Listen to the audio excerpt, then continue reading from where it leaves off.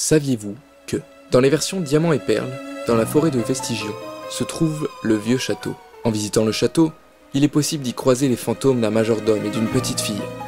Mais il vous est impossible de leur parler, quittant la pièce en planant dès votre arrivée, laissant une ambiance inquiétante derrière eux. Dans les versions noires et blanches, sur le pont de l'inconnu, vous pouvez croiser une fille qui se volatilise lorsque vous lui parlez, laissant l'homme à côté d'elle abasourdi. Dans Pokémon Blanc et Noir 2, cette jeune fille réapparaît dans le manoir de l'étrange, qui devait être sa maison. Elle vous remet une lunelle, objet permettant de sauver les personnes plongées dans les profonds cauchemars de Darkrai, en disant qu'elle est arrivée trop tard. Ce qui implique donc qu'elle ait été tuée par les cauchemars de Darkrai. Dans Pokémon X et Y, dans un bâtiment d'Illumise de la rue septentrionale, la première fois que vous montez au premier étage et que vous sortez de l'ascenseur, une fille aux cheveux sombres et au regard vide apparaît derrière vous. Elle fait alors mine de marcher, puis se fige et flotte jusque devant vous pour dire ces mots. Ce n'est pas toi que je recherche. Elle se met ensuite à flotter, dans un silence angoissant, pour sortir de l'écran. Dans les remakes de la seconde génération, Heart Gold et Soul Silver, après avoir battu la Ligue, vous pouvez affronter Giovanni, n'étant plus à la tête de la Team Rocket. Une fois battu, il lance une phrase dans laquelle il prononce ces mots.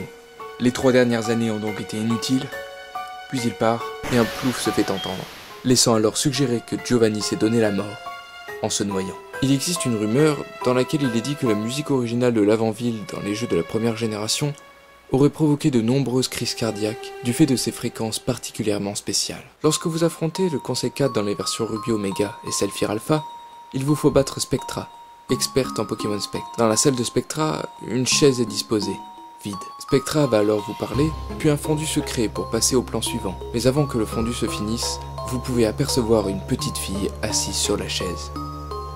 Le plan suivant est alors filmé avec un point de vue particulier.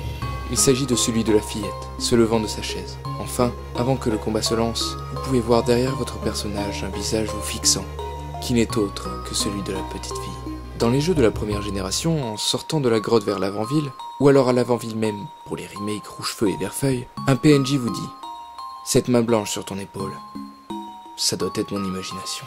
Dans le film Pokémon Origins, retraçant l'histoire de Red, le personnage que nous avons tous incarné dans les premiers jeux Pokémon, on peut apercevoir cette main, flottant au-dessus de son épaule.